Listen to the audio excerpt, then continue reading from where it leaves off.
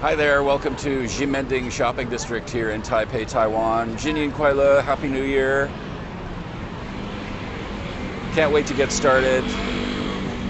It's very cool, kind of very, if you've ever been to Tokyo, this may remind you of Shibuya or Harajuku, which are kind of some centers where like lots of young people hang out and shop and go to movies and stuff like that. And that's what Ximending is. Hey, thanks for inviting your followers too. Happy New Year, Jinyan Kuai.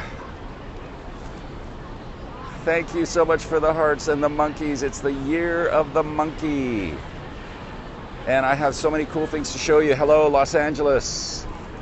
80 degrees there. Wow, that's very unusual, I think, for this time of year, isn't it? That's very good. I hope you're enjoying the rays.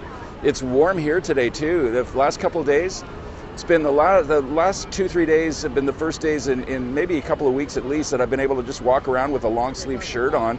It's been very cold here, raining a lot. In the evening, yes, hot. Oh, wow. Thanks for sharing that with us, and thanks for sharing with your followers. This is John Sabeau, FarEastAdvTravl, live from Ximending in Taipei. Happy New Year. Hey, Philippines. How are y'all? This is a very exciting place to be. I have to tell you that Taipei, during the Lunar New Year week, Quebec City, hello. Yeah, give me a shout out where you are. And I'm trying to, I got a really high glare here on the screen right now. So I will try to say hello to you, acknowledge you. I'm sorry if I miss a question or something. It's just because of the brightness here. Hello, New Mexico. Hi, Iowa. New Mexico's beautiful. Love New Mexico. Perth, Western Australia. Thank you so much for joining me here in Taipei, Taiwan. This is John Sabeau, and this is Ximending. So this is kind of the main entrance to the shopping area, and it's very much of it is pedestrian only, which makes it very friendly to be. But what I was saying, yeah, I know there's so many signs, but this is like it's a big entertainment district. It's over 100 years old. The Japanese, when Taiwan was still a colony, were the ones that actually kind of planned out this shopping district. And I'm going to show you an old building that's still around here from back then. That was built around 1910. Hey, thanks for inviting your followers, Cody. And what I was going to say earlier was that Taipei actually becomes quite quiet during the Lunar New Year week, and we're still into only day 3. And it's because many people go back home to their hometown in another place in Taiwan. So in Hualien, in Kaohsiung, in Tainan, sadly where the earthquake disaster was centered. And so many people leave the city. There's over, in the Taipei City and New Taipei City area, there's over 8 million people that live here, but I think millions go away. So the city becomes quite a bit quieter than normal. It's very densely populated here, but this particular place is always busy. So let's get started. So they have an outdoor market here sometimes. And hello, is that Florida? Hi. They have a outdoor market here sometimes, so a lot of people sell like local crafts and T-shirts and all kinds of really cool Taiwan things. This is the Red House. So this is an old theater, and they still have a little theater room here. It's got a museum inside, and this was built around 1910. You can see it's kind of got that Japanese colonial look to it, and it's very beautiful inside. And they have some shopping in there, some really cool souvenirs that you can get. And this is the outdoor market here around the Red House. That's called the Red House. And it's a beautiful day. It's really sunny. I have to tell you, I'm trying to keep the energy level up. I've got a bit of a cold I'm dealing with right now, so I apologize if my energy is maybe a little bit lower than normal. But this is going to take you now into the pedestrian-only part of shopping, and I'm going to show you that toilet restaurant as well. It's called Modern Toilet, and there's a temple. If we have time, I'll show you that as well. And thank you so much for the hearts and the monkeys. It's the year of the monkey, and this is Taipei, Taiwan, in East Asia. Very hot today. Yeah, it's very warm here. I'm starting to get kind of warm just with a t-shirt and long sleeve shirt on. But it can chill down pretty quickly at this time of the year here as well. So you can see all of there's big video game ads here, clothing, and movies and big screens. So this is very, like I said, if you've been to Tokyo before, it might remind you of Shibuya. And they also compare it to Harajuku. This is Taipei, Taiwan. Ximending shopping district, Ximending. And so it has that sort of feel to it. There are a lot of stores here that sell Japanese clothing and toys and things like that, because people really are really fascinated with Japanese fashion and clothing here, especially youth. So you'll notice that when you're walking around. And lots of movie theaters, restaurants, cafes, bars.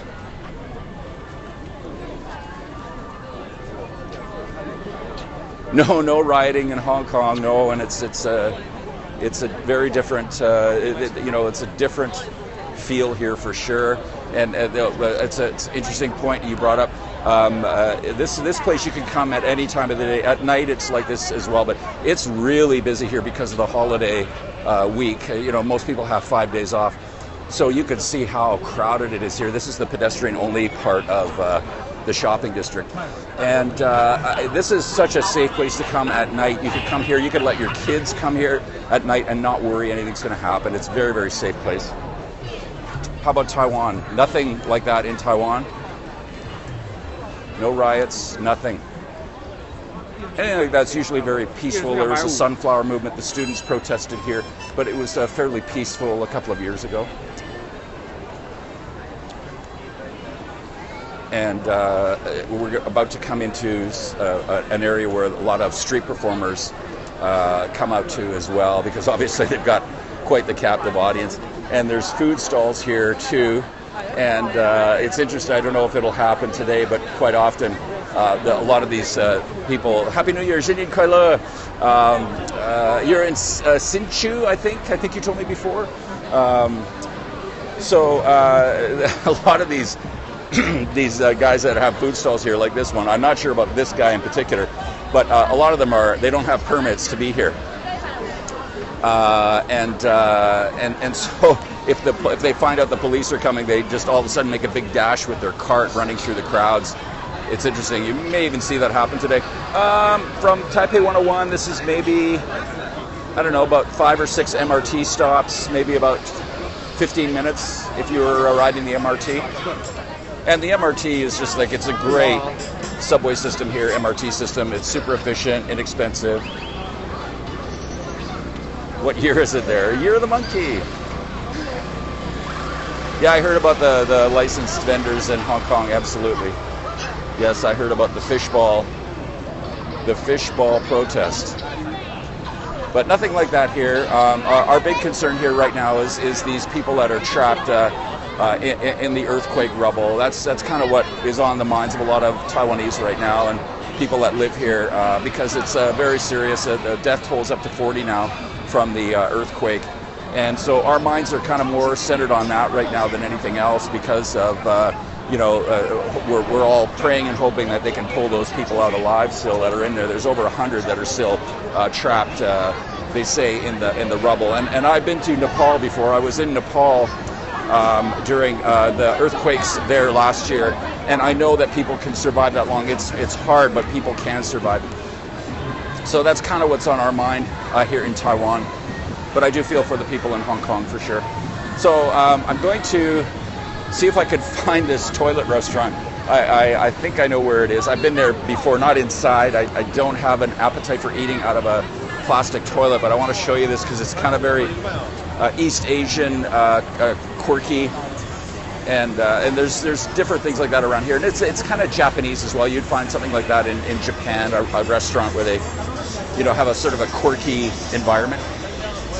But it's holidays. As you see, like there's just thousands of people here, and it usually is crowded on the weekends, but never like this during the week in the daytime.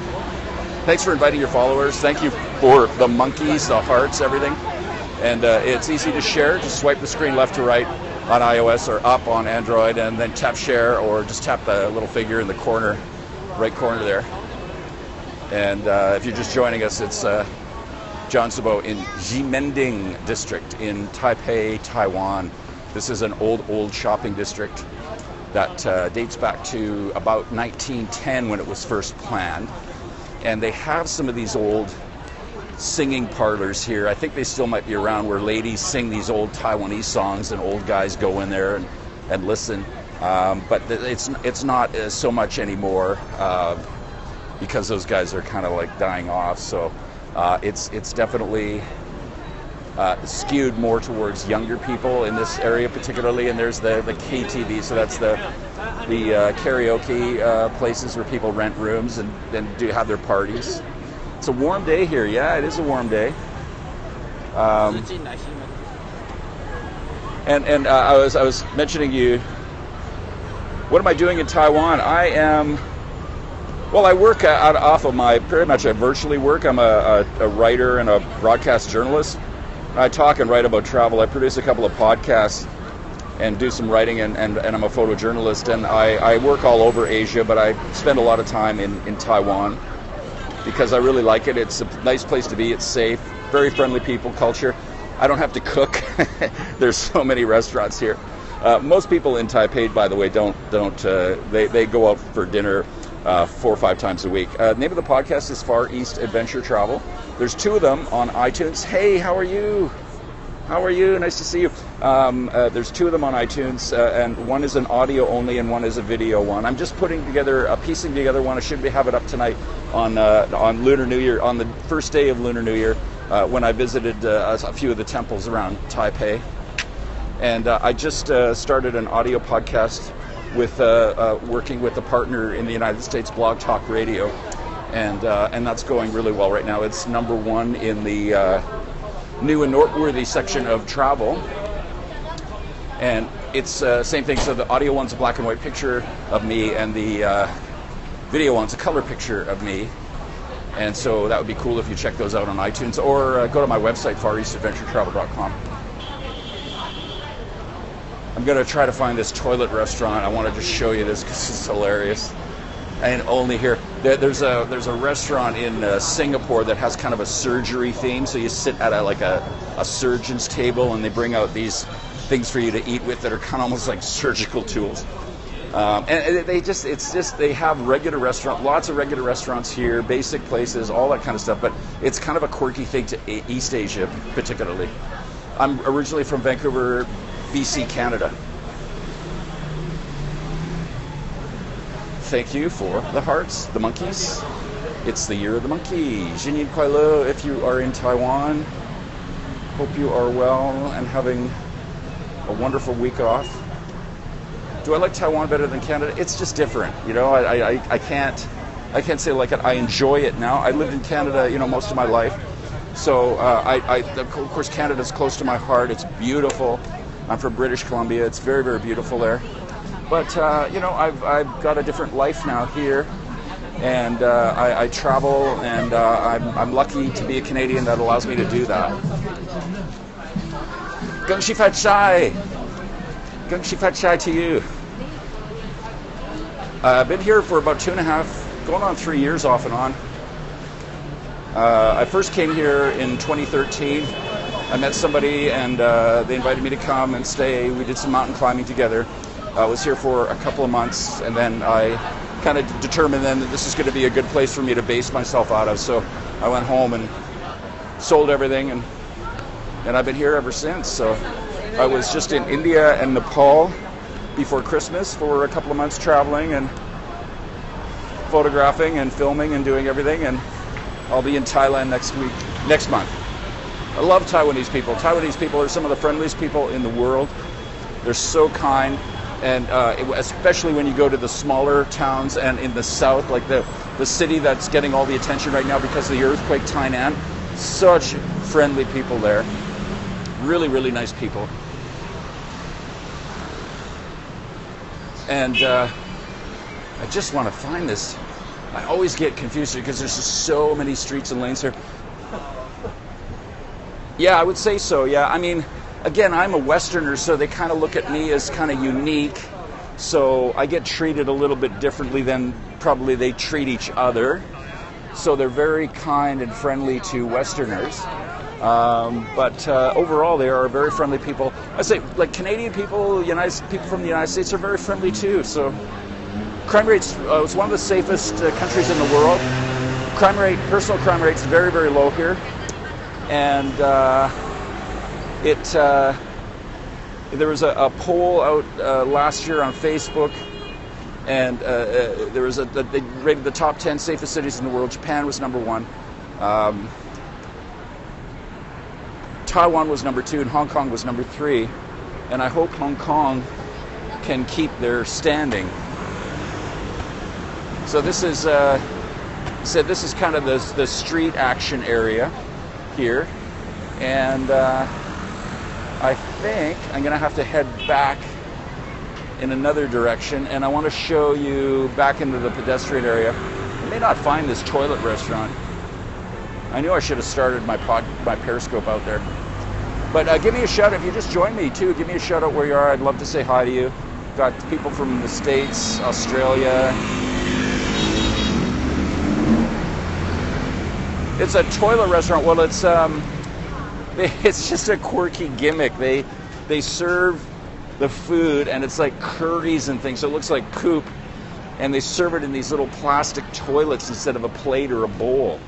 So it's just kind of this kind of funny, oh, look at us, we're eating, poop out of a toilet, and they got a big toilet outside with a blob of what looks like poop in it, and they have 2 styles of toilets that you can eat out of. And lots of cafes here as well. Yeah, it's just a quirky, funny thing. It's very East Asian. Like in Japan, there's many little places like different like kind of eating places. It's just it's just different entertainment. It's a diversion, and it's like I say you'd find these types of places in Japan and Taiwan and possibly Korea. And Singapore maybe as well.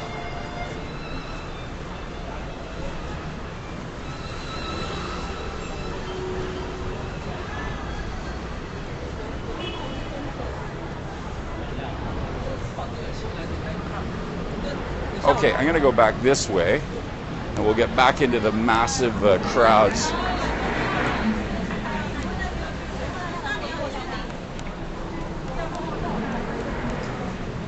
I think everybody liked the big buildings at the entrance to the shopping district here, but as I said before, Taipei gets really quiet at this time of year. But everybody does still come out here. There's some food stalls here. Look, this is everywhere in Taipei. Although I have to tell you, I always find this Lunar New Year week, I have all these little places I like to go to that I know the food is good and tasty and it's inexpensive, and they're all closed right now. So I have to have different food plans. And so that's like a pancake that they make here. They make different omelet cakes, oyster pancakes, and lots of deep fried stuff.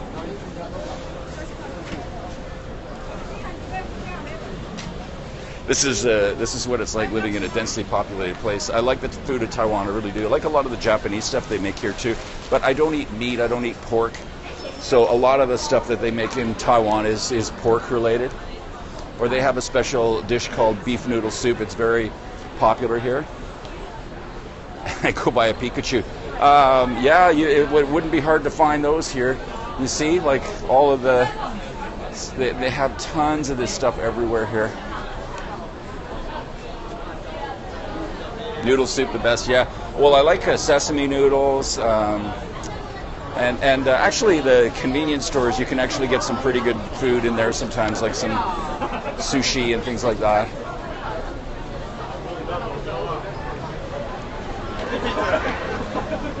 Check it's a red light, and look at this. Yeah, the food, well, some of it is, some of it isn't. I'll be honest with you. Like a lot of the night market stuff is not super healthy. Like especially if it's all deep fried and that. But I mean, if you notice, I mean, a lot of people around here are very slim. They're not overweight. It's not an overweight culture or society. But people eat lots of little meals and snacks and things like that, so I don't think they overeat here. But yes, but you can eat healthy here. It's not hard to find healthy food. But I try to do that. I don't like to eat too much of the deep fried stuff and that. But it's a really great place to come if you do love food. And people from all over the world that really are into food know that Taiwan has a major food culture here.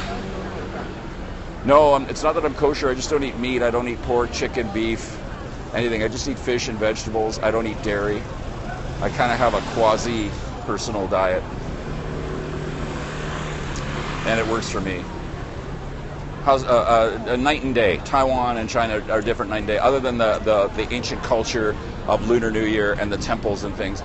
But the Taiwan culture is very different. Like, the people here are more polite in most cases. Not that you won't find polite people in China, but overall they're more polite, and they are more compassionate to each other. And so you'll find that in the culture. If you go to China, it's kind of a little more hurried. Like, people butt into lines all the time there and push and shove and things like that. And you don't find that here too much. Rarely you will, but you will. And so it's very different that way. It's more, I'd say, more refined and more polite, and it's quite a big difference. I've been to China, and when I came here, I noticed a huge difference, and it feels more like Japan here in the type of culture. Maybe not quite as extreme as there, but it's quite similar to Japanese culture. So we're back on the pedestrian area of the shopping district here, and they have like all of the name brands like you would find anywhere at any shopping mall in North America. Well, there's a lot of theories behind this. I mean, they had a cultural revolution, and a lot of these beliefs going back to, Buddhism and things like that. That might have been broken during the Cultural Revolution. I mean, the people had to be.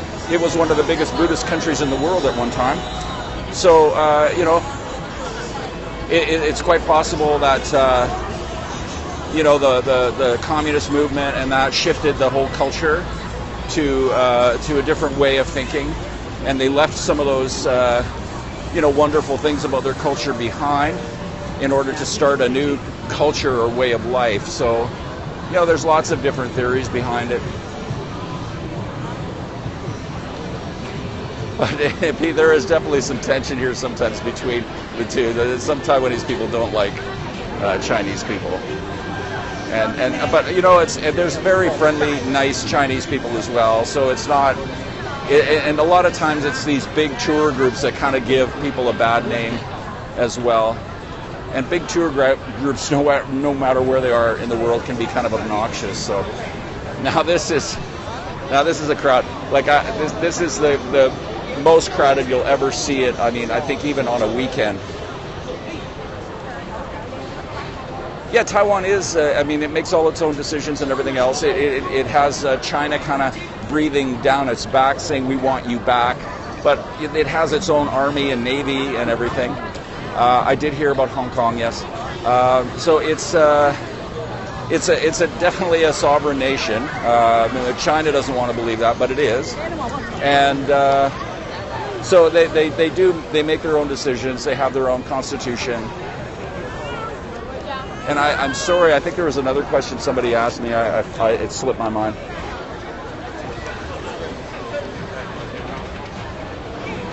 We'll head down here a little bit.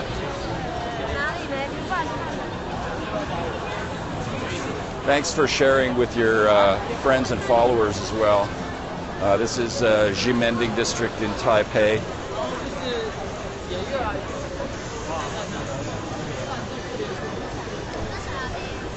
And this is a big social place, and people like to shop here. And oh, that's right. Okay, yes, the English question. Most all schools in Taiwan, people learn English here for several years, like Japan. So people get the basics in it. But most people are. There's not a lot of Westerners here, so it's harder for people to practice it. So, and the type of culture is here is a very shy culture, so they embarrass easily. So they are reluctant to speak English, but they will if you kind of, coax them a little bit. And sometimes if you can speak a little bit of Mandarin or Chinese, it helps to sort of, break the barrier down a little bit. That's what I found anyways. When I first came here, I thought, oh my God, not anybody, or people don't really speak English here. But they do, and people can understand. But it's similar to Japan. They learn for 6 years, but they're reluctant to speak it. So this is kind of an edgy part of town as well. There's tattoo parlors here and piercings and stuff like that. As I said, it caters to the youth culture.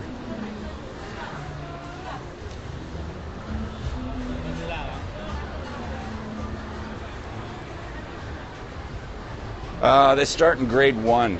They're not allowed to in kindergarten. There's some illegal kindergartens here that start kids on English. They're not supposed to. It's the law, but they do it anyways because the parents like to get their kids in early. Yeah, I mean, it's of course if you're Westerner or something like that. Yeah, I absolutely. It's easy to find a girlfriend here. You're very unique and different if you're a Westerner. So. But they're going to want a commitment from you, so just be prepared.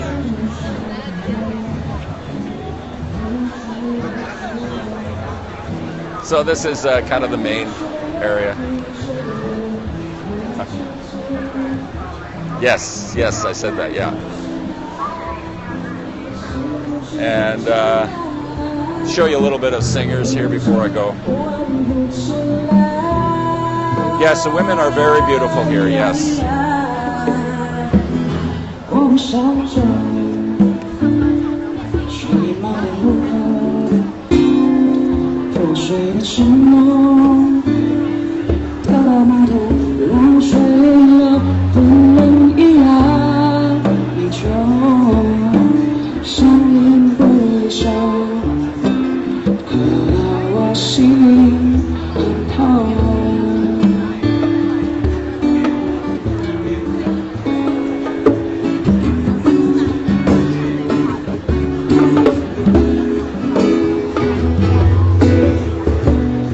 So thank you so much for joining me here in Taipei. I'll be back again during this Lunar New Year time. And don't forget to follow me on Twitter. It's capital FAR, capital EAST, capital ADV, capital TRVL, Far East Adventure Travel, FarEastAdvTravl.com.